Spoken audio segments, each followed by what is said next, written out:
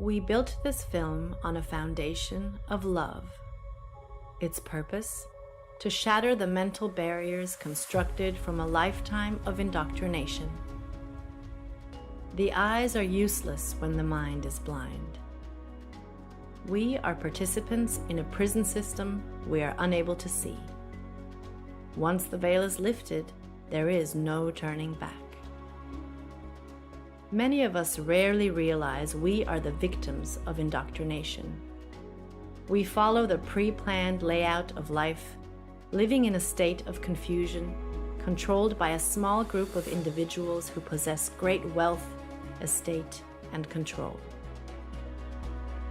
They monetarily benefit by keeping us blind to the true nature of the shape of the earth. Most are too busy to question what they are told or investigate the scientific theory about the physical world and its shape, wrongly taught in schools as fact. Inquiries made on a controlled platform such as YouTube or Facebook are quickly rerouted to videos and content that hold no merit. Misconceptions occur either intentionally or due to lack of research by mixing heliocentric and geocentric cosmology together, causing incoherence that pushes the viewer away from learning. Why would a lie like this exist? What purpose does this level of deception seek to gain? The hard, solid truth is that all the known space agencies and related industries have made untold amounts of money for many, many years, providing nothing but CGI, fisheye lens curvature, and Hollywood-style productions as proof. The following evidence should speak for itself through the testimonies of these professionals, pilots, and witnesses. To find yourself, think for yourself. The most courageous act is to think for yourself. Our greatest wish is for minds opened, questions answered, and the reign of freedom through truth revealed.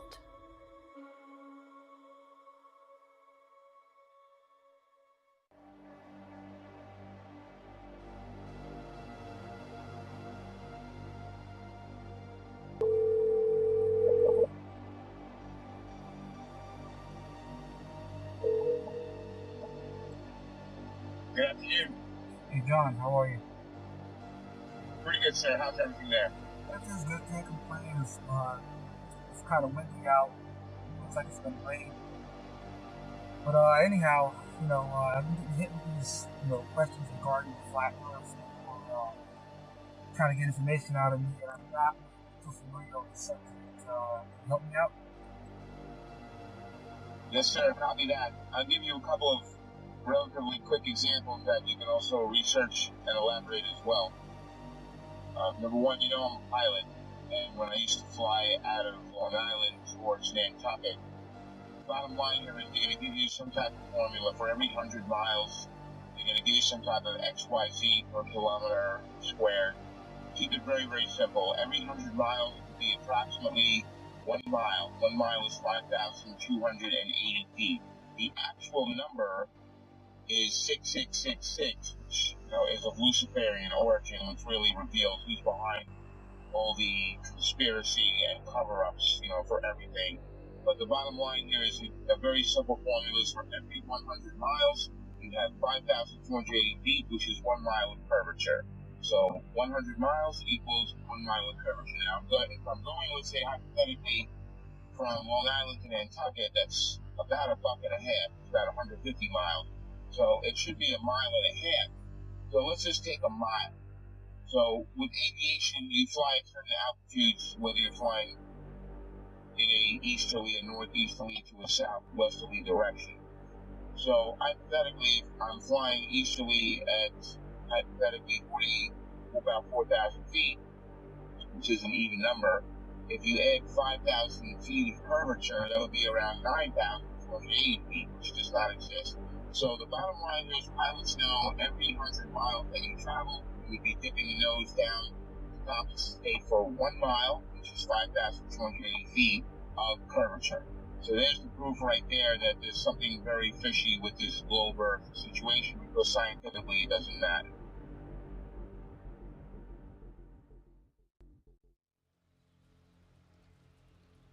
My name is Joshua Silva. I am a licensed commercial pilot and flight instructor. I have had a lifelong love of aviation and aerospace, and when growing up I even fancied myself an amateur astronomer. I would drag my family and friends, anybody I could, to every air show I could possibly find in Northern California. I was the only kid you knew, or anybody knew, that knew the various components on aircraft, spacecraft by heart. I absolutely loved anything to do with flying or space. But my love of aviation and aerospace never stopped. I continued studying, had an entire library full of aviation books of various military and civilian aircraft, military history, every aviation campaign and theater in almost any war. I studied religiously, and it was just out of pure passion. Later in life, many years later, I decided to become a pilot. As strange as it may sound, it hadn't occurred to me to become a pilot up to that point. I just simply loved aviation and aerospace, but I decided to become a pilot, and I began attending a prestigious flight academy in the Midwest and attending university at the same time, and to gain a degree in aeronautics and aerospace. Shortly thereafter, I began flying twin turboprop aircraft out of Northern California for several nonprofit organizations, and years after that I found myself flight instructing for various small flight schools, both in California and in Arizona, and then on to large academies that trained for the airlines and even some military flights. Shortly thereafter, I began flying regional business jets, and that's when the story of me finding the topic of flat Earth started.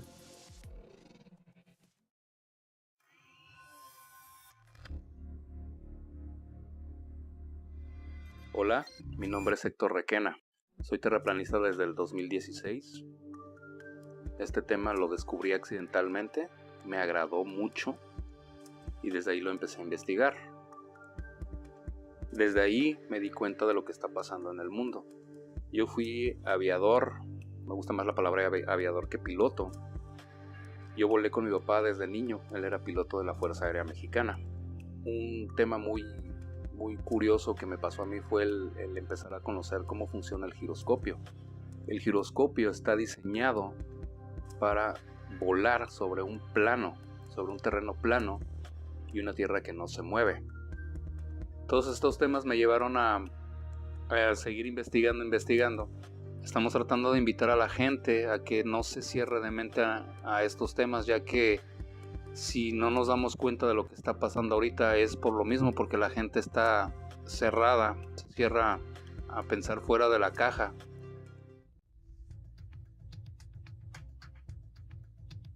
Been a military brat all my life.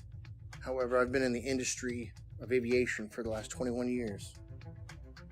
And I became an FE somewhere around 15 or 16 when I really started looking at conspiracies. I looked into Benghazi because I happen to work on government contracts abroad, overseas.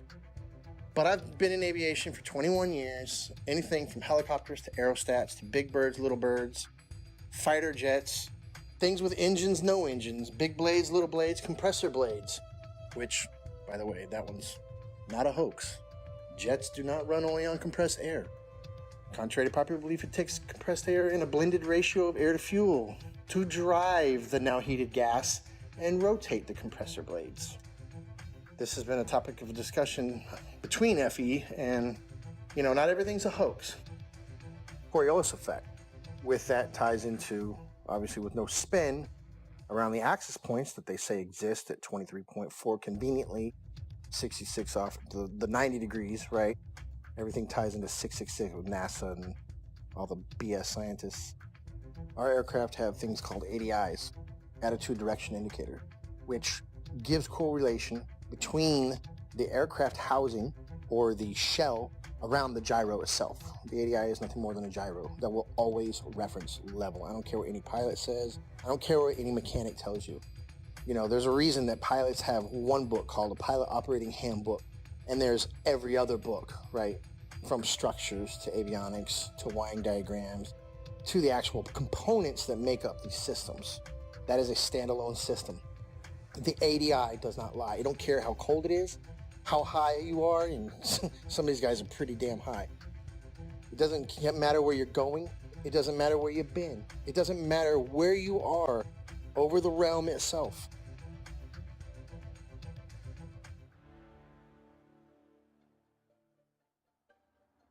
I woke up to the truth of the flat earth, shape of the earth, as an engineer and a pilot. So I've studied engineering, physics, 3 different ways: basic physics, electric physics, and construction physics. And also as a pilot, as a rotary wing pilot, that is helicopter pilot, I studied aeronautical physics as well. So I can cover and discuss just about any factor of flat earth. Not that I'm any smarter than anybody else, but I've studied quite a bit of factors that analyze shape and motion of just about any object. That's physics, also aeronautical physics, and principles of flight. I can tell you this: airplanes fly straight and level. That's even an aviation term, straight and level. Airplanes will fly for hours at the same altitude, never dipping their nose down to follow the curve of the earth. An aircraft on a 12-hour or even 18-hour flight from Portland, Oregon to Seoul, Korea, that would have that aircraft starting at one point and then flying so far around the earth that it's flying downwards with its nose vertically downwards, and then starting to go around the curve of the earth so that the airplane is now flying upside down. Would have to make that kind of a flight path on a globe, it's such an absurdity. So that being said, I come into the true shape of the earth, the flat earth, as a skeptic, like most anyone else. I'll tell you my story. My buddy told me about this. He said, "Rob, you need to learn about the ice ring. You need to learn that the earth doesn't move. This globe is garbage." And I laughed at him. I said, "Are you kidding me? I'm not even gonna look into that." He said, "That's fine." He said, "That's fine. You don't have to look into flat earth. But until you do," he said, "until you do look into flat earth, you will remain a slave of the matrix." And interestingly enough, at this point, this was more or less November, December 2015, I had already mentally resigned from the U.S. military for 3 years. I had already resigned because of Benghazi. I realized, and I saw for myself, I'd been working with U.S. as an Army officer, working for State Department for a good 10 years. And so what I did, I turned my physics awareness, I turned my studies into analysis of the shape of the earth.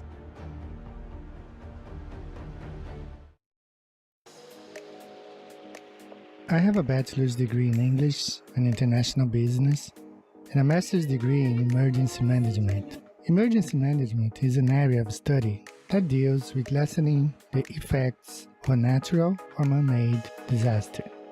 Areas I had to study related to emergency management were meteorology, geology, geography, hydrology, and oceanography.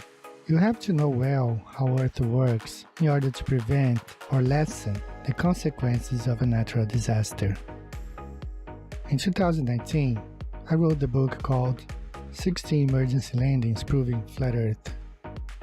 Not many people know that when I was younger, I worked for an international airline. I worked at the International Cargo and Logistics Division of the company at São Paulo International Airport.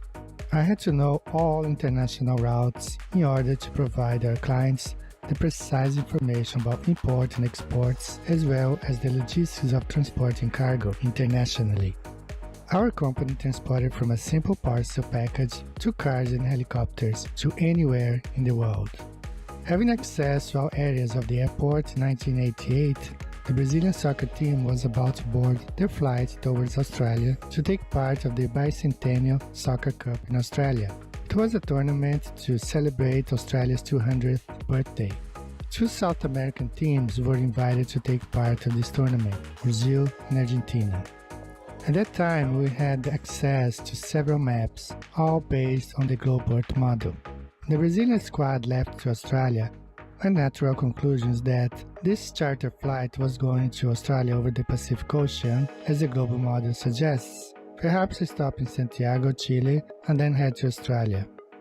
To my surprise, the flight went to Los Angeles. For several days, I could not comprehend the reason why that flight went to Los Angeles in North America to then go towards Australia in the Southern Hemisphere.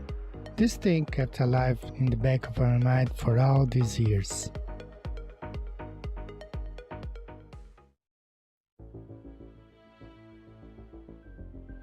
I'm a merchant marine. I've been sailing 15 years. I graduated from the Paul Hall Maritime Center out of Piney Point, Maryland. I primarily sail on container ships, tankers, drill ships, military cargo vessels, you name it, I can sail on it. I sail in the capacity of bosun. My whole title is AB Unlimited. That primarily sail deep sea and coastal, meaning up and down the coast, west coast, east coast, and deep sea is out deep sea across to other continents. What led me to the flat earth was actually my sister. We've always been into the conspiracies and the 9/11 and Sandy Hook and all that stuff. And one day she said, hey, you want to see a conspiracy? You should look into the flat earth. And I looked at her and laughed because I had seen the videos come up in the feed and they showed that disc thing in the space and I laughed at it and whatever. And she showed it to me and I laughed at her. And I went and pulled out my phone and I looked up a video. You can look it up. It's called Dragon Link FPV to Space. And what you'll see is basically an RC airplane that's been taken up about 80,000 feet, and they release it, and then the airplane comes down with power. And it has the Dragon Link system, which is capable of making control and video. Anyways, but they had a GoPro, so you see this curved globe. And you know, that said it for me. When I saw that, I was like, oh wow, look at that. So I brought that down to her, put it right in her face and said, look at that. And looking back, I remember her smile on it was like, you know, okay, she wasn't gonna argue with me. And she said, okay. Later on, I don't know, a couple days later, whenever, I seen it in there and I said, all right, I had nothing to watch. I hit it on the YouTube and I knew within 10 minutes of it. I forget which one it was. I think it was probably one of the documentaries, but it was almost like I instantly knew. And then what happened was a lot of the proofs that I had were before I was a flat earther, such as seeing contacts at 30 miles out with the naked eye on the horizon, which is impossible on the globe model. So much so, it was me, the third officer, and the lookout. We were standing our watch, and I believe we were in the Mediterranean Sea. Look and watch. I say, okay, we got a contact out there. We look and we try and get it on the radar. We get it at 30 miles out. When the chief mate came up, we had told him, hey mate, we got a contact earlier 30 miles out. He said, bull crap, I don't believe you. And we all looked at each other and shook our heads, said, yeah, they got it. He stormed off the bridge, ran down, came back up. He had the Bowditch, which is a thick green book that's everything you ever need to know about being on the ocean, sailing, navigation, everything. And he comes up and he says, the math doesn't lie. And he slams down this piece of paper and he says, our bridge height is at 100 feet versus how far? 30 miles. It should have been behind like 600 foot of curve. I remember 600 and something foot. And he had all the mathematical, of course I didn't know, okay, that's good. All right, he must know what he's talking about. But we're looking like, well, I don't know. We got it on the radar, then the radar must not know what it's doing.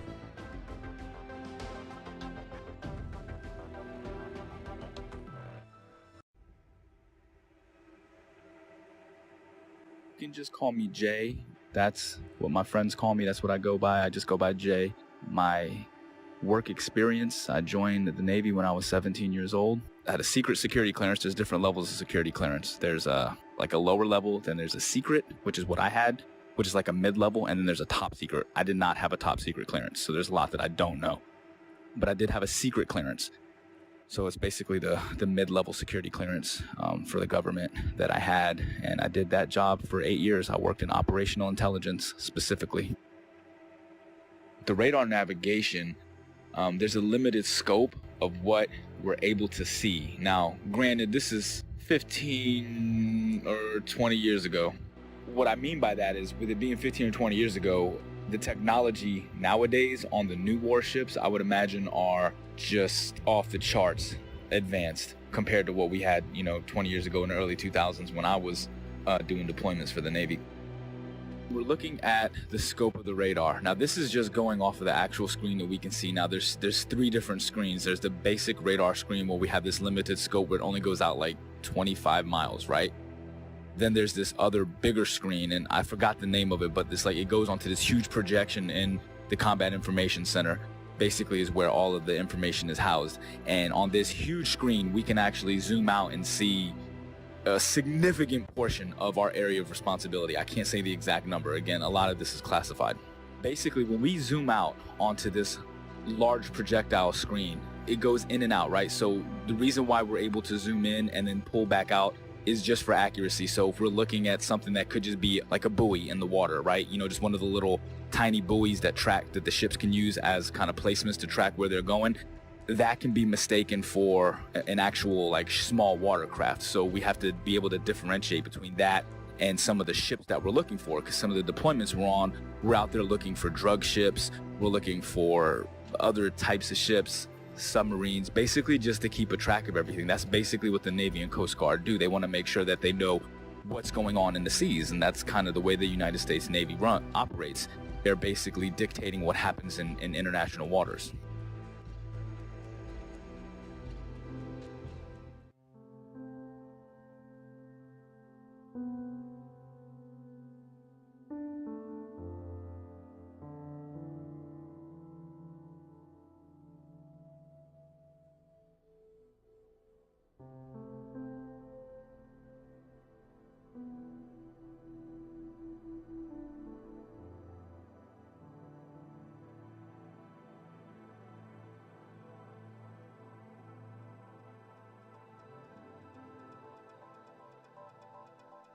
I will be providing my in-depth experience of U.S. Navy submarines and how they prove we do not live on a globe Earth.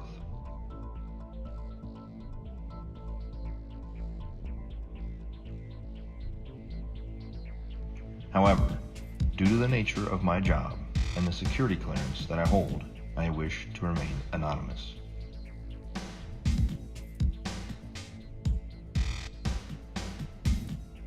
I've worked for the U.S. Department of the Navy as a submarine quality assurance specialist for the last 5 years.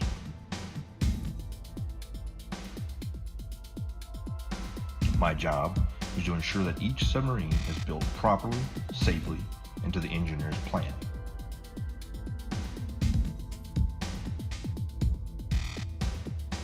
I have an intimate knowledge of every aspect of each submarine being built in the shipyard I work in.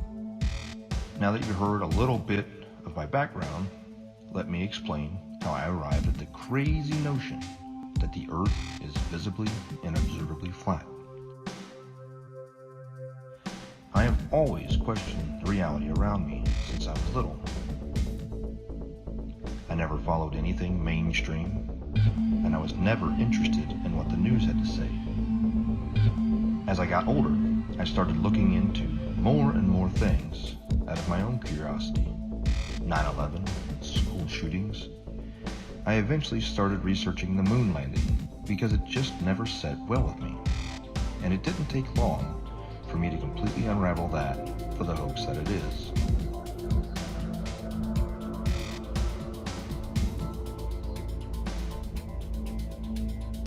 After that, I was starting to realize that we had been lied to on so many levels.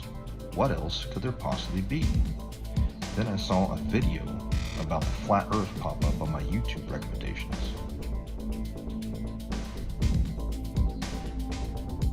At first, even with my awakened mind, I thought this was absolutely ridiculous. I decided that I'd look into it simply to disprove it and move on. It should be easy, right?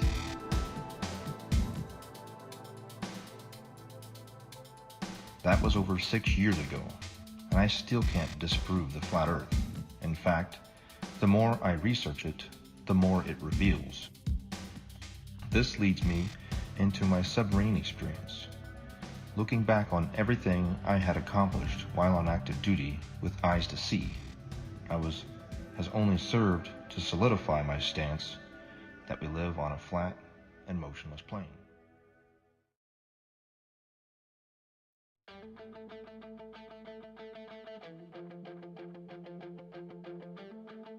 The theory of more land being hidden on Earth as one of the possible motives to hide the fact that the Earth is not a spinning water ball corkscrewing through space is something that many flat earthers have postulated over the years. And I just couldn't shake the concept from my mind where, just like Rear Admiral Richard Byrd suggested during his Antarctic expedition, Operation High Jump, that there is undiscovered land on Earth, and that possibility spawned an idea to write The Elusive Curve, a modern-day quest to discover another world. The Elusive Curve is a fictional novel created to convey a very non-fictional message, that the Earth is a flat, motionless level plane devoid of any curvature.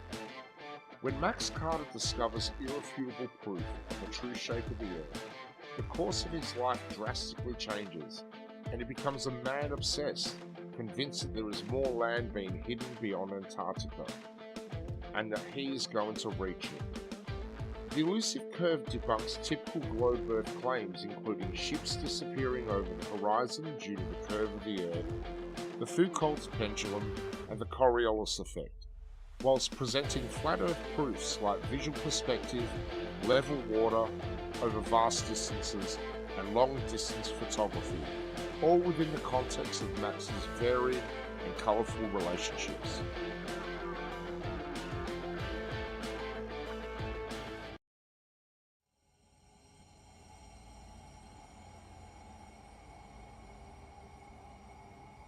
Also, there's a semi-classified naval communications device. When ships are communicating ship to ship on the ocean, U.S. Navy, semi-classified laser communication NAVCOM device, which also does data as well. So if they're communicating with ships 70 miles, 100 miles or more, like I said, every 100 miles is a mile of curvature.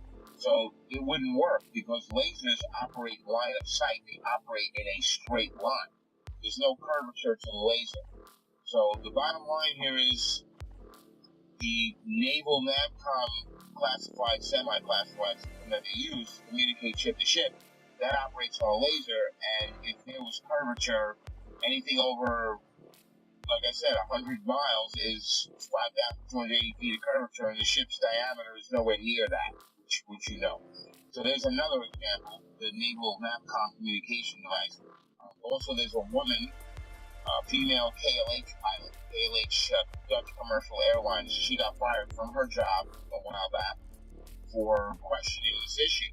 Now, they didn't throw her out of the company, but they gave her like a desk job, so this way they kind of keep her around and quiet so they can control. But she's a very sane and rational woman. If they ask her, what happened, and she starts talking, it's going to raise serious questions. So we got the KLH pilot, we got the laser NAVCOM, U.S. Navy. We've got my personal experience flying from Long Island to Bangkok. There should be at least 5,280 feet of curvature added to the 4,000 altitude average while heading easterly. So there's something very wrong there. The numbers don't work.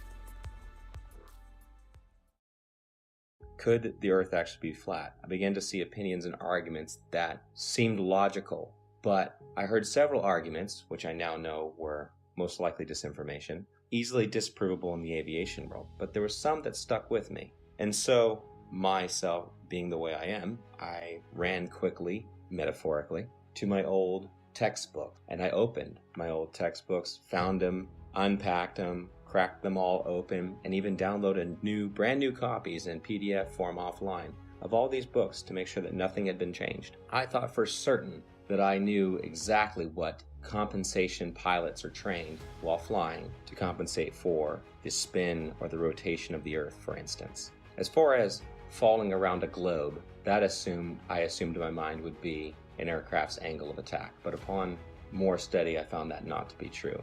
The angle of attack being the angle between the aircraft's flight path and the relative wind. which is something that pilots are very familiar with, and it's the idea that an aircraft has to be slightly pitched up, essentially to stay airborne, or a surface of that aircraft has to be pitched slightly to create a difference in air pressure to hold the aircraft aloft.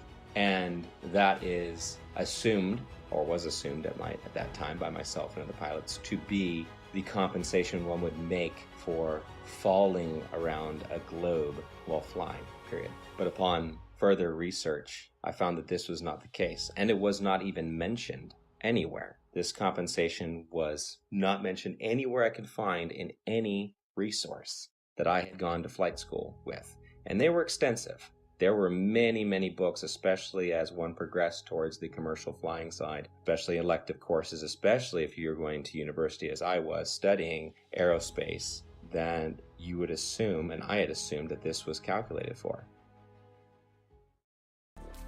Again, as far as ADIs, in every aircraft, it references the level horizon or references sea level always. There's no way that you can convince somebody of sound mind that if you take off from New York and immediately flip upside down, now your housing or your ADI is referencing upside down to you because you're upside down. It's right side up. It cannot deviate off level.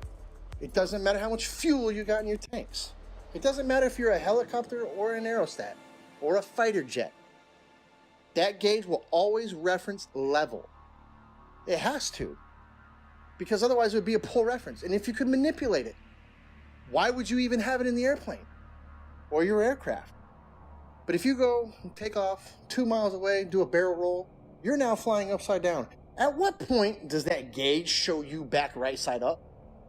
A half a hemisphere away? Is that what we're led to believe? Is that what we're supposed to believe? At what point does it right itself if you never flipped back over and continue flying level? You see what I'm saying? It's ridiculous. It's ludicrous to think that thing compensates for curvature in straight and level flight.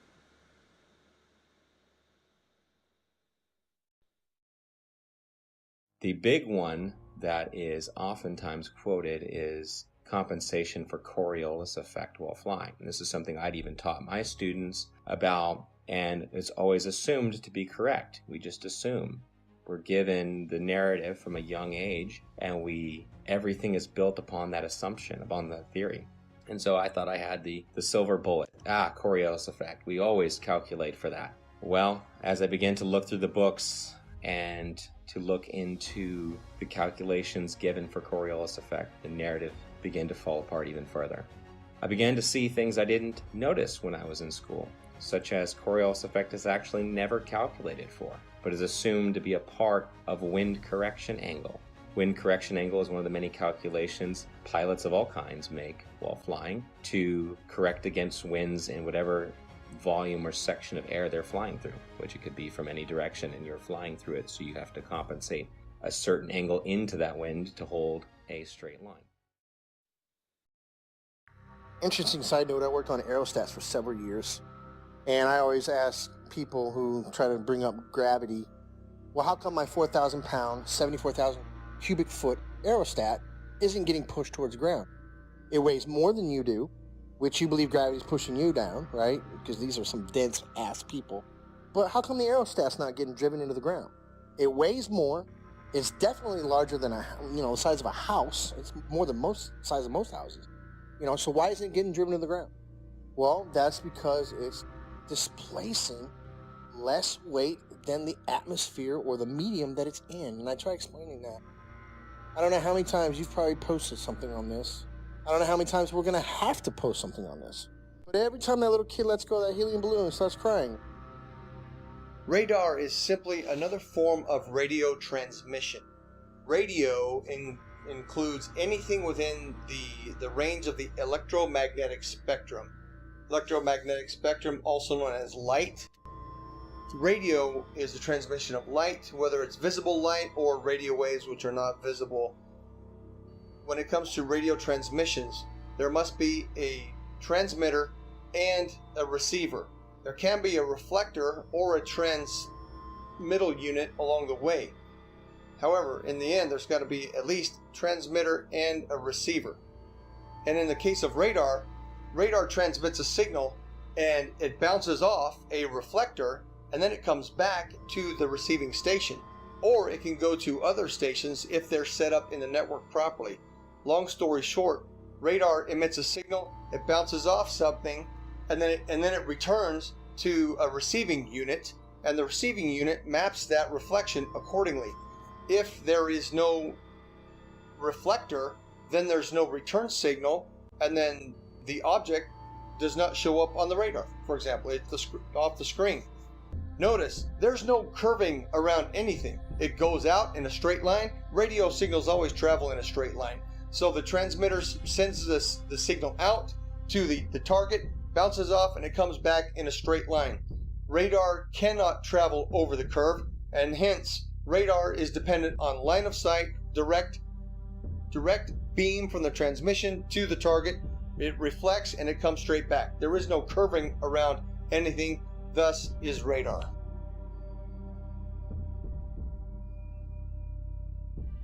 Also, radar works in straight lines. The radar is incapable of curving around a curve, picking up and bouncing back the reflection of what it's picking up. So if you can imagine a ship on the other side of the curve, we'll say 30 miles, 40 miles out, it sends out the radar beam.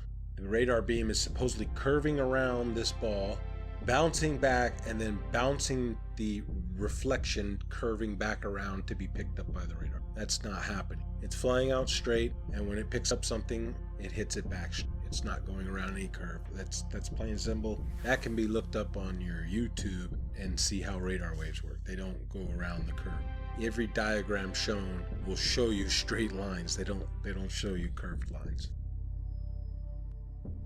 As we zoom out to look at the larger scope of things, once we verify that, we're able to zoom out over a large distance. Now, over this screen, at the time, I was like 18 or 19 years old, all right, when I was doing this job. I wasn't thinking about flat earth and any of this other shit. I was still indoctrinated and under the assumption that the earth is a spinning ball. I never thought about flat earth or anything like that, but I always thought it was weird that as I'm looking at this massive radar screen, I always used to think, how come we're looking at this and I can see, like, we're off of the coast of Argentina, for instance, right? Like, how is it that I can see this far out and it's not like over the horizon or curve, because it's so far? Like I said, we use a lot of these other link signals, and they're called links. They go by different names. I can't say the code names. Some of them I forgot. Some of them are, again, this is classified information. I can't give any specifics on these. But some of the links that we use, not only do we speak to the actual ships and track them, but we speak to aircraft, 10,000, 20,000, 30 and higher, 30,000 feet and higher is what I'm saying. It's not just a matter that they're 30,000 feet directly. It's not like they're directly above the ship. This is what's interesting, is this aircraft could be 50, 60 miles away and 30,000 feet in the air. So you understand, like, the angle that you have to take to be able to track this aircraft from a ship that's moving on the water. Think about that for a second.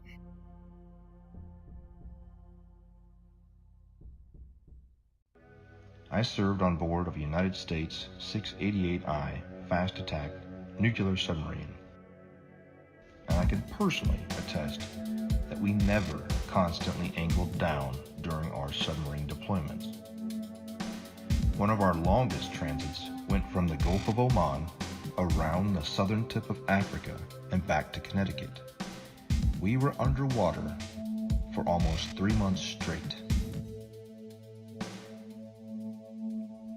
My job on board as a radioman meant that I spent a lot of time both in the radio room and in the control room. The control room is where they navigate and drive the submarine.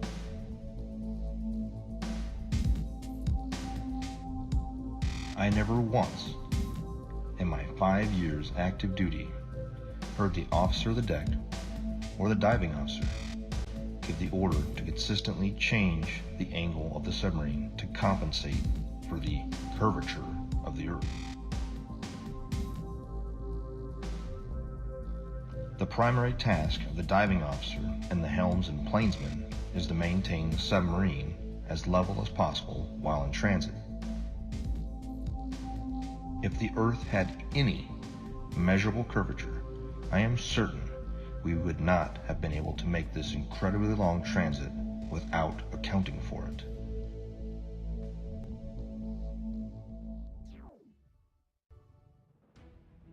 And then the big one is given after that. Well, GPS auto corrects for it. And that sent me down yet another path.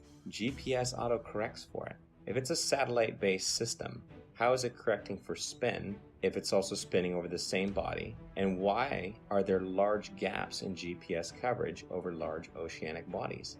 Do they just turn them off? It's just not worthwhile?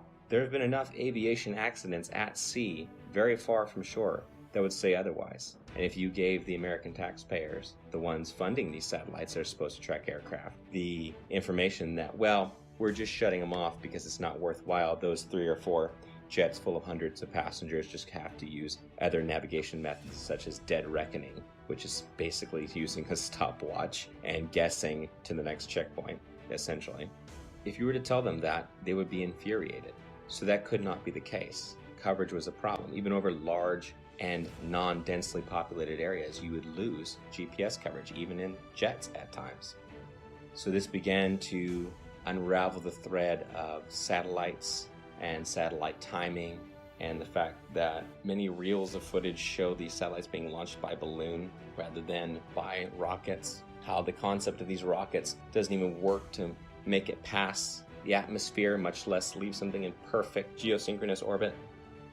I actually had the privilege of working a short time at a satellite manufacturing company in Northern California. Got to see the assembly and participate in the assembly of satellites, space-based satellites, or so they are said. There would be small bottles encased in these structures that were encased by another structure. The small bottles were the fuel cells. These fuel cells were incredibly small, smaller than a diver's tank in most cases, much smaller. And this was supposed to be all the fuel that the craft needed to run and operate, as most are not actually electric, they're becoming electric now, and sustain itself in a perfect orbit by just small bursts from its engine or its propulsion system. But truth be told, I've been to many countries, done many things, all things aviation. I can say with absolute certainty, and I can attest, the plane does not dip nose down to follow the curvature of the Earth, ever. Matter of fact, most planes have an airfoil that are 3 degrees nose up in straight and level flight. And the reason that is simple. If the nose of the aircraft was at 0 degrees or level flying through the air, then it would porpoise, right? It would be quite violent because some of the air would go over the nose and some of the air would go under the nose. And it would cause that nose to go up and down, which is literally like a porpoise or a dolphin out of water. And that's exactly what would happen. So the wings are designed, when they are level, the nose is 3 degrees nose up. The fact, proven from multiple points, that there is no Coriolis to the motion of the Earth. And I'm speaking from a pilot's perspective, also an engineer's perspective, because I obtained a degree as an engineer before I went to flight school. So I'm both a pilot and engineer at once. So, number one, there is no rotation of the Earth, proven by the fact that a helicopter pilot can hover the aircraft indefinitely, motionless, above a single point of the Earth. If the Earth were spinning, as soon as that aircraft left the ground, the Earth would spin out from under it. Now, somebody may say that the air of the atmosphere rotates along with the Earth, which is one of the most absurd concepts imaginable, because if that were the case, then all wind would travel with the Earth. There would be no alternating wind currents when we know that the jet streams fly overhead, clouds move in multiple directions overhead, and a kite flying over the stationary Earth. The fact that a kite flies because of wind passing through, that proves that the Earth does not. That proves that the air does not move in unison with the Earth. Number two, airstrips do not rotate away from a landing aircraft. Anybody who's seen a pilot's view when an aircraft lands, well, the aircraft lands to a motionless airstrip. If the Earth were rotating, the pilot would have to turn to the angle at which the airstrip is rotating away and land at the speed of the airstrip, which is absurd, simply absurd. Airstrips do not rotate away from the aircraft, and on an east to west landing strip, if the aircraft is landing to the west, the airstrips do not land moving towards the airplane. That's insanity. Okay, simply stated. If the Earth was a spinning ball, it is virtually impossible for a ship to be moving at 25 to 30 knots on this curved spinning ball while tracking an aircraft that's probably going 300 miles per hour, 50 to 100 miles away. Really, I mean, these like P3 aircrafts were pretty far and 20,000 feet in the air. It's just virtually impossible. It doesn't make sense. Again, at the time, I wasn't thinking like this, but looking back on the information that I had, I'm like, yeah, there's no way. There's no way that was done on a curved Earth. Literally, the only way that could work is if we are on a flat, stationary plane. We're cruising along. The boat is cruising along in the water. Like, think about it in terms of like a large, like, you know, like those backyard swimming pools. Picture the swimming pool filled up, right? And then your ship, you put a little boat on the swimming pool, and then, you know, you put like a little fake aircraft in the air. Now, from that ship, you're able to see the aircraft. It doesn't matter where you are in that pool, you can track that aircraft. If you're on a spinning ball curve, how the hell can you track an aircraft that could be in a position that's 100 to 200 miles away from you, 30,000 feet in the air from a different angle that's around a curve? It's impossible. There's no way that you could, there's no radio frequency that could track that. I'd like to point out that I see now that I didn't see before is that you have a magnetic compass and you have a gyro on any ship. And I'm not talking about your little Crabberman show fishing boat, what are the deadliest cat? I'm talking about a real deep sea going, unlimited tonnage boat's going to have a gyro. And it is a big, huge box that sits usually behind the bridge or in the chart room. It's a big box and it's basically the gyro compass. Now, if you had two models, I guess, wouldn't you have to have one making the corrections, because it almost never matches the magnetic almost never matches the gyro. It's very rare that we're steering the same course. And they say it's due to deviation and variation is where you know, like the metals of the ship causes it to differ. And then you have the variation of the magnetic fields over the earth is, I guess they change, you know, true north and magnetic north.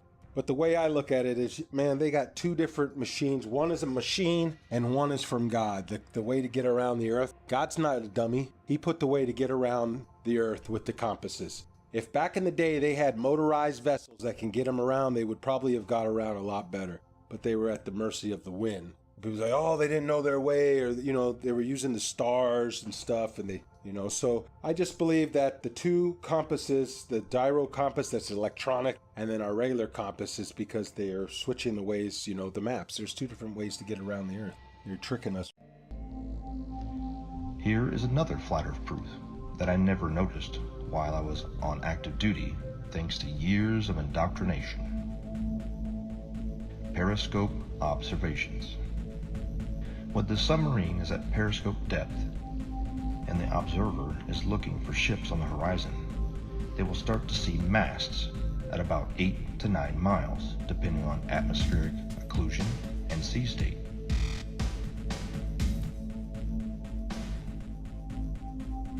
The hull of the ships won't be visible until about 5 miles, depending on atmospheric occlusion and sea state. At 9 miles away, the target should be 26 feet behind the curve, but this isn't what's observed.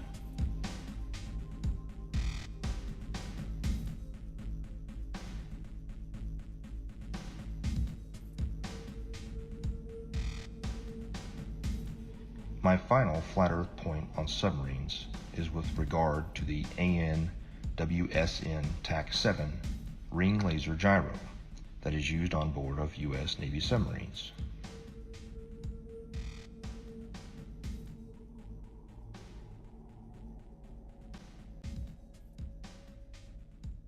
A typical gyroscope, like the ones used on board of an aircraft, is a device used for measuring or maintaining orientation and angular velocity. It is either a spinning wheel or disc with a counterweight in which the axis of rotation is free to assume any orientation by itself.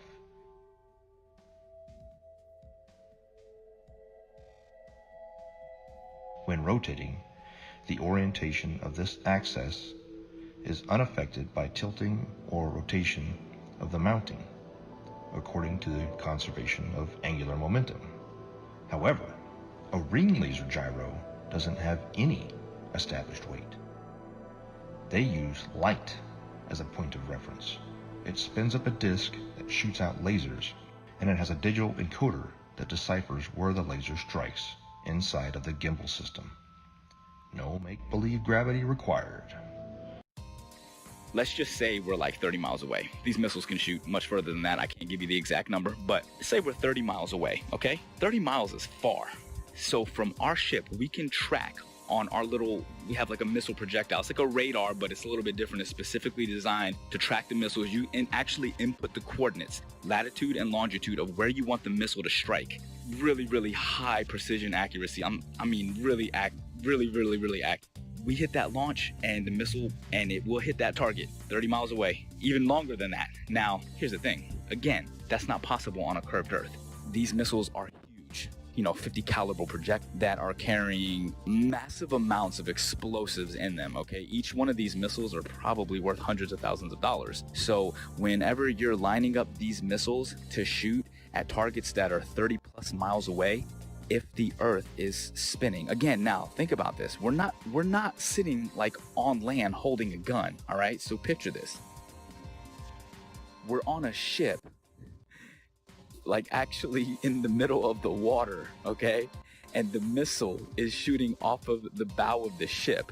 So if the world is a spinning ball and we're on this curved Earth with water and we're spinning 600 miles per hour through infinite space, I'm pretty sure that it would be physically like it wouldn't even make any kind of sense on a physics type level to be able to shoot a missile from a spot in the water on a spinning ball to pinpoint accurately hit another spot.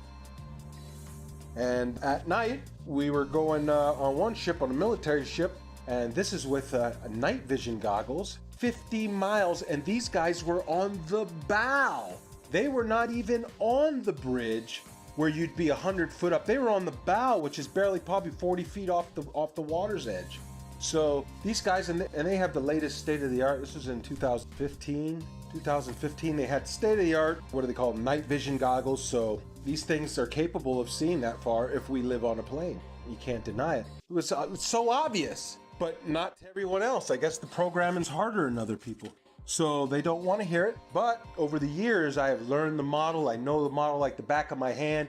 I can show proofs. I have ammo now. So when I go out there and I tell somebody, hey, that's impossible, and I'm talking to a third mate or second mate who's an officer who went to college, meaning they paid for their education. Because when you pay for your education and you're making a handsome salary on it, you can't be wrong. How could I be wrong? I'm making a salary, they're paying me, I paid for this career, everything's working great in my life. You are obviously wrong. All the math works. So with that, it's hard. But when you stump them and you start showing them stuff, it's hard for them to say. And then they start saying stuff like, oh, well, what does it matter anyways? I don't care. And there is the 8 inches per mile squared. But you guys can't look at it three-dimensionally. It is two-dimensional. It is the amount of deviation that's required for you to come back inward. If you are walking east from north, meaning you are going around north equidistantly, and you walked in a straight line east 1 mile, you're going to have to deviate 8 inches back to the left to get back on the equator, right? Look at it on the flat earth map, and clearly it makes sense. If you walked 1 mile in a straight line east, you have to deviate 8 inches after each mile to stay on the equator. The 8 inches per mile squared is a real measurement, if in fact we consider the equator to be a real place, a real location, ever, always.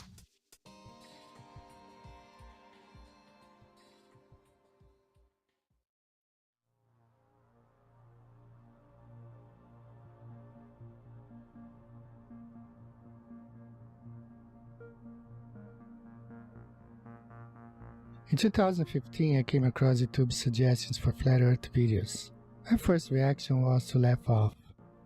After seeing Flat Earth videos in one of my favorite channels, I decided to watch one. When I came across a Flat Earth map which I had never seen before, it immediately sparked me to look at that flight route Rio, Los Angeles, Sydney. And I could then understand why the Brazilian soccer team went to Los Angeles and then to Australia for the tournament. The Earth is flat, no doubt about it. The following weeks and days were followed by more research and disbelief. I had been a NASA fanboy my whole life, paying 2 visits to NASA's Johnson Space Center in Huntsville, Alabama, besides spending so much money in science and science fiction related documentaries, movies, merchandise, etc. What a waste of time. I also tell mates about they lay down and we use all our charting is done on flat maps, straight lines. They never draw a curved line. Every line is straight. Straight lines. Everywhere we go on a flat map. And I try to point it out to them. And what they tell me is, Mr. Marcator has put all that in there for you. It's all equated in there for you. You don't have to worry about it. All the curvature calculations for it and everything's figured right into the map. So the straight lines and everything are actually bending somehow. I don't know. So these are just the proofs that I see. Along with, you can see the corpuscular rays are much betterly observed out at sea because it's nothing, it's like a desert. And so you can see the sun like a flashlight just shining down in a cone everywhere. If there's a little bit of clouds are right, it looks like a cone. And I point it out all the time to these guys. And I get them thinking, but you know, the programming goes hard on people. And if you're not ready to wake up, well, you're not ready to wake up. You'll just have 1 foot in, 1 foot out. You'll be back in the illusion before you know it. The narrative began to fall apart. I would continue studying and finding that what I fear to be true is reality. That we have been lied to about just about everything. Upon researching military history and then military training and speaking with military gunners in both the Army and the Marine Corps that I know personally, I would ask them about Coriolis effect. And it was always assumed that, yeah, we compensate for the Earth being, you know, a curve, that it would drop. We calculate for the Earth curvature. But even upon asking and having them look into their materials further and my own personal study, again, it found to be an assumed truth with no actual basis in reality. That they would calculate bullet fall based upon angular velocity, drop, friction, amongst other things. And curvature was supposed to be just corrected along with it, just like flying, wind correction angle corrected for Coriolis effect. I've done many of them personally. I've flown more than 1,070 hours in both helicopters and airplanes, and I will tell you factually that aircraft meet their checkpoints, they take off, they meet their checkpoints, and they land exactly as planned on a flat stationary map. No pilot, I say again, no pilot has ever accommodated for the rotation of the Earth when planning flights and takeoff to checkpoints along the way, and then landing. Pilots can plan so well that they can take off and land hundreds of miles away down to within 30 seconds of their planning because the Earth simply does not rotate. A waypoint would be like this. Like, let's say we're out in the middle of the water and we want to hit a target that's like directly to our west, 15 miles away. But that target is able to track our missile coming at them. We don't want that target to know where the missile's coming from, so we can put in waypoint. And a waypoint would be like putting a point out like 20 miles east, and then another point like 15 miles north, and then another point like 10 miles south of that, and then put in our target. You see what I'm saying? So the missile doesn't go directly from the ship to the target. The missile will actually fly to the latitude and longitude of the waypoints that are put in, and then it will curve from there, and it will hit all the waypoints and then attack the target. How is that possible on a spinning Earth? If the Earth is moving at 600 something miles per hour, or whatever they say it is, there's no way that missile could stay. There's no way that missile would be able to keep track. Do you understand what I'm saying? At least that's how I'm looking at it. It may be a little bit harder to visualize if you actually weren't seeing it the way that I would see it, or there, or understanding and putting in the coordinates, or seeing how this actually worked out. But I'm telling you, like, from my perspective, that is one of the things that makes it virtually impossible to accept the globe as this, well, It's a fake lie. It's a theory. It's garbage is what it is. So y'all think the Earth is a ball. Y'all think it's spinning through outer space. And I said, believe in blue green aliens.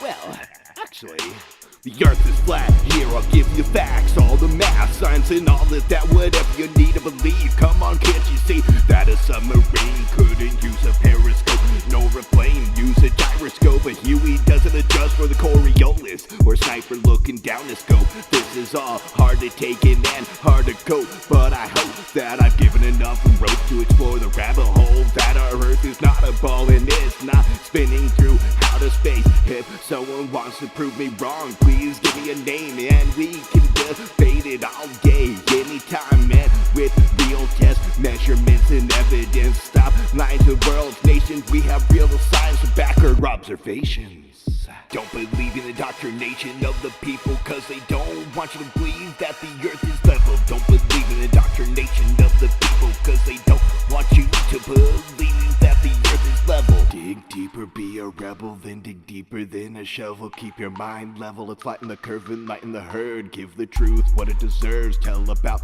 what we actually observe. Like a boat going out of sight, if you get your zoom and focus right, it'll come back into light. Just use a laser beam and you will see that water never bends but always finds a flat resting position. 71% water can't make up a ball or a pair, so let me make this clear and get it into your ear. You're in great fear of stepping out of the box. They're keeping food stamps in our socks. They are the slyest of the fox in a controlled illusion of evolution. As nothing made everything and no proof of creation in this pseudoscience indoctrination. No meaningful salvation, but let's believe in gravity with no proof of how it picks and chooses what can rise and what can fall on this crazy thing we call a spinning ball. Don't believe the indoctrination of the people. They don't want you to believe the Earth is level. Don't believe the indoctrination of the people. They don't want you to believe the Earth is level.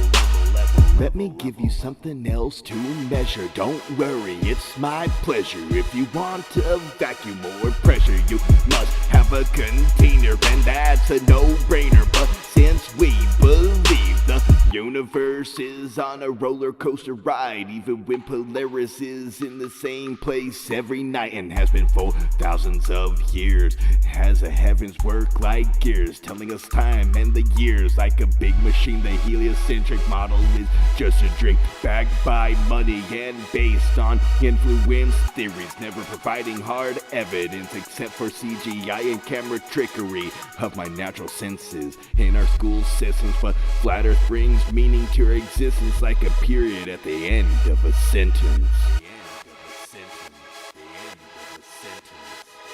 Don't believe in the indoctrination of people.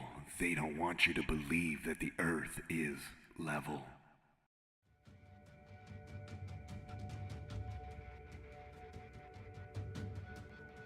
When it comes to a deception this big, it's hard to dismiss. And for the people that say, I don't see how this would affect me either way, you don't know. It's like telling me about Argentina when you've never been there. Or it's like telling me about owning a Corvette when you've never driven one. You haven't experienced it. And if you have been through the Flat Earth Awakening, you know how it would affect you. This quite possibly may be the biggest awakening of mankind. Think about it. If you believe in this mass fallacy, you've been robbed of some senses and you don't even realize it. You don't trust your sense of touch or feel. You don't trust your sense of sight. You've been told the Earth wobbles, spins, and orbits, but you don't feel a thing. You've been told that sunsets can't exist on a flat and stationary plane, but you don't understand the vanishing point of the law of perspective. After it's possible to understand and decode a mass deception, it becomes a lot easier to understand other lies. It opens your eyes and raises your discernment. So when it comes to lies like JFK, the moon landing, chemtrails, fluoridation, 9/11, etc., this is one of the most important factors of life I've ever been awakened up to. If it's possible to open your mind to this, your receptors will connect so much faster and stronger than you've ever experienced in your life.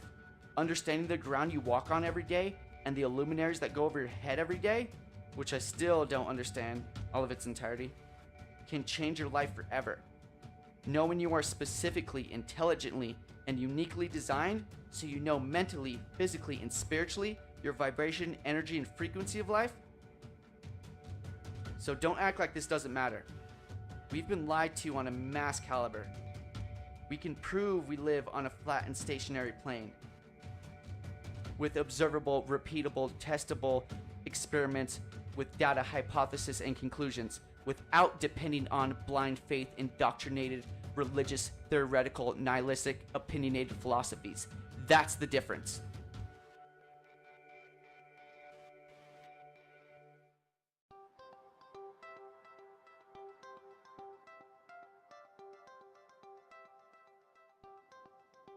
Is it possible that almost everything that we were taught from the time of our innocent adolescent time as children to the completion of our chosen path of studies in college was not only incorrect, but was part of an educational doctrine of spiritual disconnectedness from what truth is and what our reality in the world that we occupy today?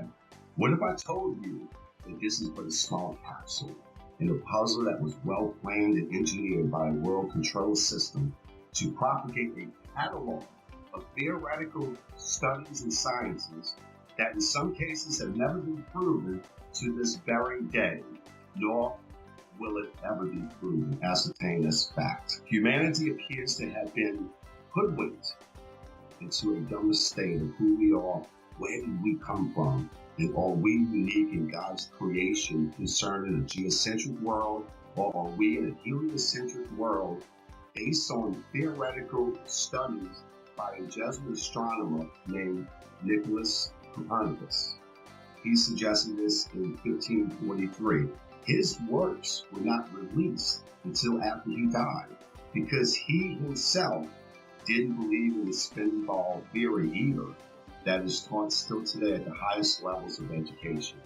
On my book, which is the variously planned agenda that has gone on for 474 years, seems to be threatened to become full disclosure of the biggest lie in the history of mankind that is kept by the world's oldest secret society called the Freemasons. The very uniqueness of humankind was spelled out correctly by our Creator that the earth was the center of the universe, and that He created the sun and the moon as well as the stars and the constellations that revolve around the earth, with Polaris being the north magnetic pole big star. How could space possibly exist when you and I have never been in our entire lives seen a real photo of what our own world looks like?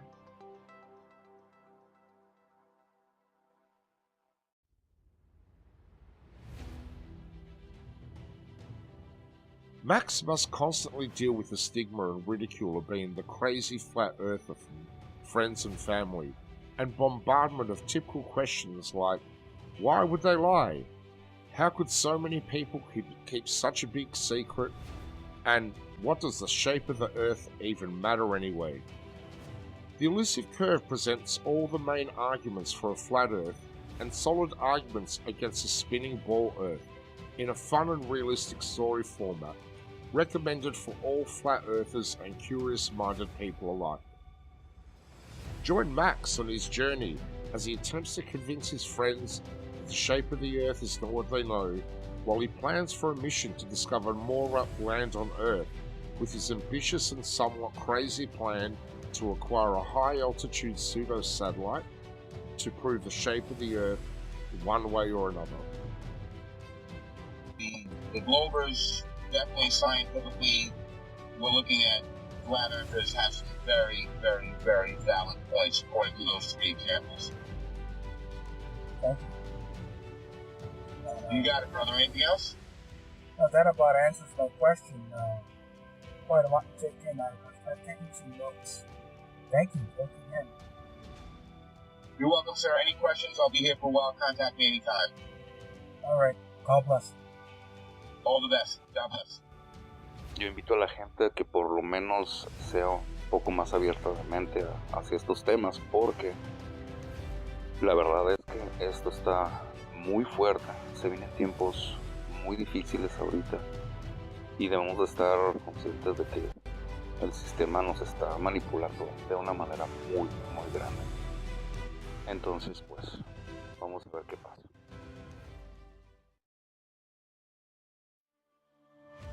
So that began my journey down the flat earth. And since that point, I've only found more and more voices, more and more educated people, educators, professionals who are beginning to shed light on this subject in ways that I can only begin to imagine. But I'll never forget the day that I realized my plane wasn't falling around a globe, that I could look out the cockpit window, 185 degrees plus field of vision at 40,000 feet, and not see one iota of drop, but nothing but a flat, beautiful, motionless plane.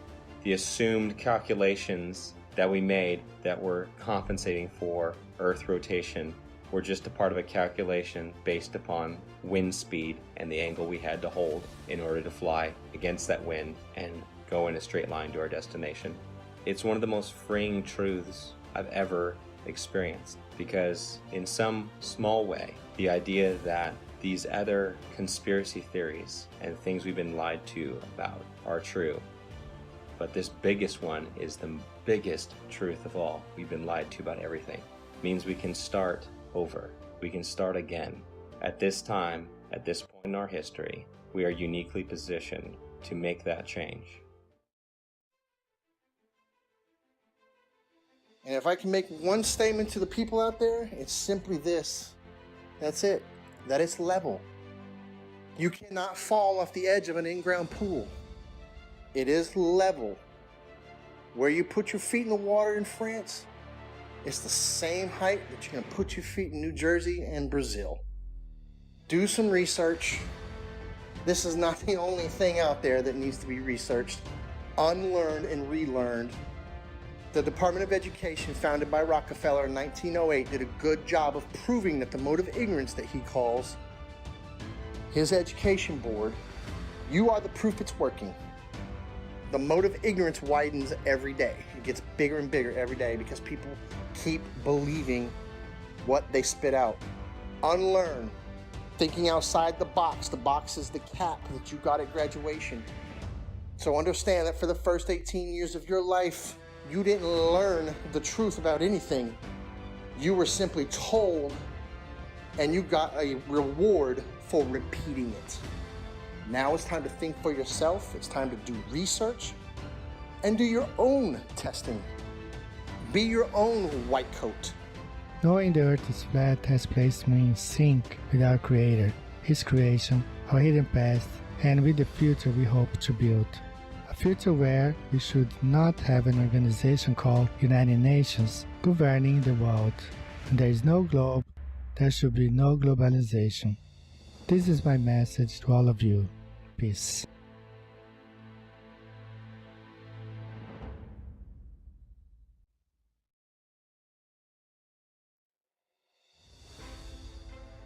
My message to the people is that if you're watching this documentary and it strikes a chord with you, research it. Find out more about it. So my message is research it. Get all the ammo you can, because if you try and go out and tell your family member or friends or coworkers and you try and tell them this, hey, that, they're going to laugh at you. And if you don't have the ammo to defend it or the right content to show or to start a kindle a fire with somebody's interest, if you don't have that, you're going to get laughed. I made the mistake of when I just knew it. Right when I seen that video, I said, okay, it makes so much sense. I knew it right away. I went and tried to tell everybody before I knew. I just blurted out little proofs. Airplanes don't dip their nose, the water lies, and they'd hit me with some of that science stuff, that pseudoscience, and I couldn't defend it, and I would look like a fool. And then when I had the knowledge, it's harder to defend it because they've already don't take me serious. But now I've gained such a knowledge on it and such what you would call ammo that I can defend it in a way that you're going to get one of these reactions. well, what does it matter if it's round or flat? My life doesn't change, doesn't matter, either way. That's how you know that you're striking a chord. Their ego doesn't have anywhere else to go. So from there you can work on them. But like I said, learn the model, learn to defend the flat earth model before you tell your coworkers, loved ones, or anybody, for that matter that you don't know, because people you think that you know well are going to look at you like you're crazy. And unfortunately, that's due to the programming, and everybody believes one thing, so how dare you believe another? You got to fall in line.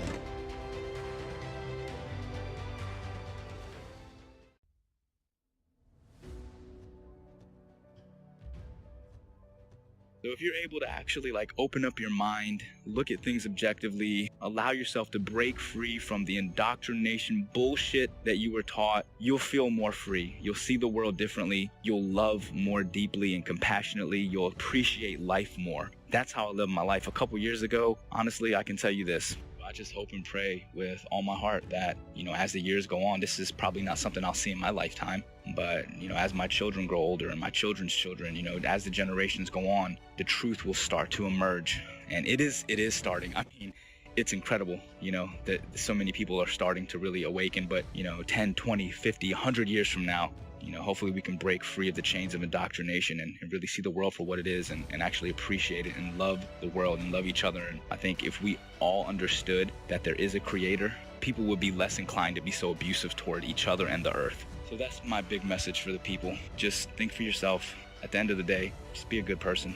Don't be so quick to just believe something and stand by that belief just because it was taught to you at a young age. Question it. Make sure it makes sense. In closing, I'd just like to say that these are my own personal experiences.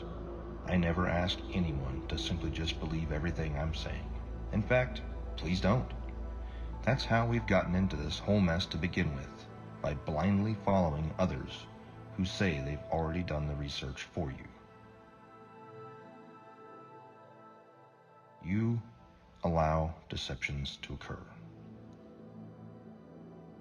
Please do your own research and test all things.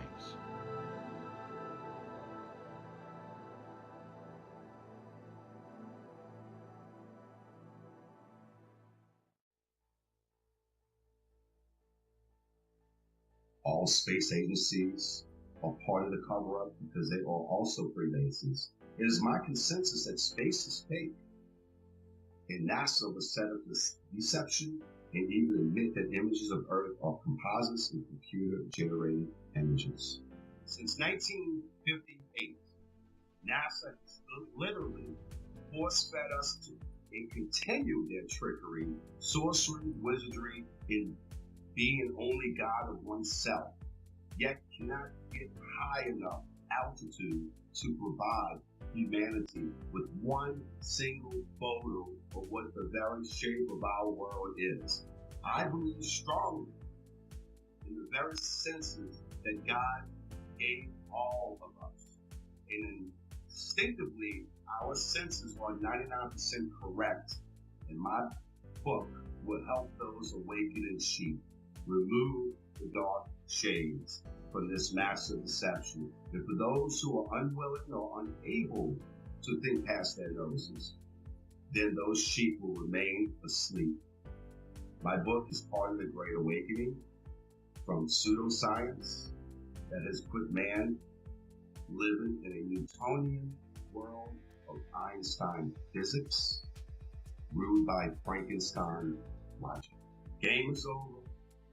Consciousness shift of stupidity because of poisonous indoctrination to separate your soul and reality from truth and knowledge. And hold tight, folks.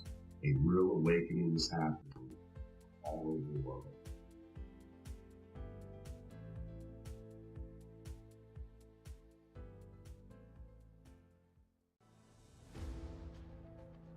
The curve of the Earth, the spinning ball, as well as evolution, dinosaurs, nuclear bombs, and everything else that they teach in the schools that's not founded on scripture.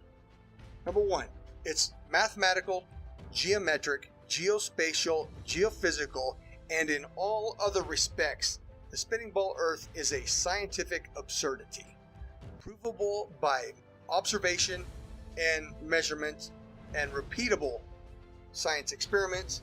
The spinning ball Earth does not exist. There is no curve to the Earth. There is no Coriolis. There is no such thing as a spinning ball Earth. And at the end, the Bible, which was a textbook, and I say again, a scientific textbook written long before any of the universities we have today, the Bible says the Earth is flat and stationary. So therefore, we can dispense with all of our science school learning that doesn't agree with the Holy Scripture. The Holy Scripture tells us that the Earth is flat and stationary. All of our measurements, and indeed our personal senses, tell us that the Earth is not moving. There is no curve to the Earth. Jesus Christ is the Son of God. The Holy Scripture tells us the nature of the Earth. The Earth is flat and stationary. Pride, ego, and reputation are three characteristics I see in every spinning ball believer. Let your pride down, knowing you've been heavily deceived your entire life. Let your ego be washed away, knowing it's possible you've been manipulated on such a scale as this. And stop caring what people think about you. I'm not saying be as external and abrasive as some of us. Just realize that yes, we are human, and we can be programmed to think certain ways, but also know we can be unplugged and become critical thinkers, observers, and researchers without being told what and how to think. From an education system that runs kindergarten curriculum all the way up to Harvard, that was bought over by the Rockefellers a long time ago. This is our time, not theirs. It's time to stand up and start acting instead of relaxing and being told how and what to think. From mainstream outlets that are owned by the Bilderberg Foundation, the Triangular Commissions, and the Council of Foreign Relations. Think for yourself and stop falling victim of popular public opinion that are owned by these anti-God secret societies. In my in particular gifted opinion, the most precious gift God gave us is free will, but it's up to us to choose what's right and what's wrong, what's light and what's dark, what's positive and what's negative, what's yin and yang, what's in motion and stationary, what's flat and what's round, what's good and what's bad. We can't tell you what to do. I can lead you to knowledge, but I can't make you think. It's your choice to take the blue pill and go back to sleep, or to take the red pill and stay awake the rest of your life, knowing you are chosen. Because many are called, but few are chosen. And I promise you, once you go flat, you do not go back. They couldn't stop this movement if they tried, because truth prevails. Rest in peace, the globe. Every truth has a specific time and moment to manifest itself. Technology being the catalyst for this truth to re-emerge and reveal itself again. And proof that it's not a myth, fantasy, or a misunderstanding of our ancestors and all ancient cosmologies. The geography of Earth that is flat and also disguised in words like plains, the Great Plains, the lowlands of Europe, the flatlands, the savannas of Africa, the Amazon basin, the salt flats, the mud flats, the depressions, the Arctic tundras, the tablelands of Australia, the steppe of Russia, grasslands of Argentina, the ice sheets of Antarctica, the wetlands of Florida, and the levels of England. Over these vast plains flows rivers and canals like Nile, Amazon, Mississippi, and countless more, for thousands of miles flowing level in every direction. The oceans and seas that occupy 70% of Earth is flat and level water, but science have no way to prove that it curves or sticks to a spinning ball by a magic force called gravity. The majority of the seabeds of the seas and oceans are abyssal plains. As we say, as above, so below. The longest line of sight of observing Hudson Bay at 1800 miles and my own Himalayan ranges observations on 2 occasions of plus 2000 miles It's just impossible on a globe Earth. No physicist can debunk the testimony presented here by the first category witnesses, nor the real geography, nor the longest line of sight, nor the countless researches, investigations, and evidences that prove we live on a flat and stationary plane. The one who needs to prove that it's legit or not is the globe.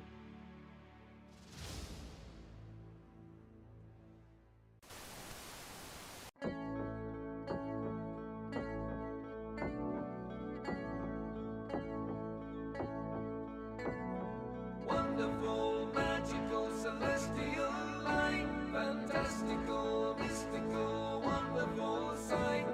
Belgian Swiss physicist Auguste Piccard, 1931, first to reach for the stars, was the first to explore the air view stratospherius, a scientist curious to see what was there. An aluminium black ball gondola, helium balloon, hydrogen with photos and instruments, sailed towards the moon, rose in just half an hour, 52,000 feet, 10 miles up, 10th air pressure, left for dead, trapped in heat and cold, but disproving gravity. Wonderful, mystical, beautiful sight, flat line separation of black from blue light, a world run by deceivers, false make-believers, hiding in shadows, stealing our light. Mystical, fluorescent light, wonderful, magical, awesome, yes, stealing our light. Wonderful, let there be light, supernatural, eternal, immanent. Up we go, higher than rainbows, higher than mountains, above cumulonimbus is higher than air. High level horizon, 360 around us, flat right round behind us, any height that you dare. The sun and the moon both revolve above around us to forever show time pass intelligently there. You'll never beat us, you'll never defeat us, no more you deceive us, we see through you like air. Kipper and Picard were the first ever known to reach up there. Divine, luminescent light, mystical, wonderful, celestial light. So what was their eternal testimony? What did they report back to humanity? Said it seemed like a flat disk far as eyes can see, with an upturned edge fading into infinity. A mystical, ethereal, celestial sight, a divine creation, a clockwork of light, designed hid by deceivers and false make-believers, still cowering in shadows, still fearing our light. Here we go, higher than Everest, higher than airplanes, above zero cumulus, higher than air. High level horizon, 360 around us, no motion beneath us, no spinning, no fair. Stars on the firmament, turn along around us to forever show time past geometrically there. You'll never beat us, you'll never defeat us, forever beneath us, we see through you like air. Mystics on a luminous light, fantastical, magical, bright, we see through you like air. Magical, angels of light, beautiful, wonderful, celestial light. The first to see truth when they reach for the stars, explorers and physicists Kipper and Picard.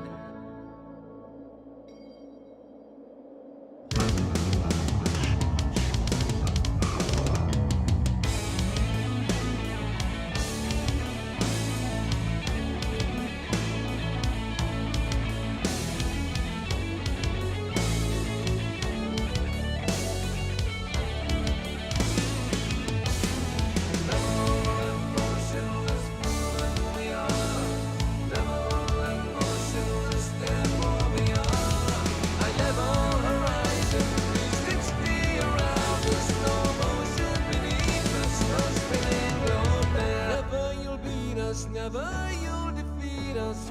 forever beneath us. We see through you like air.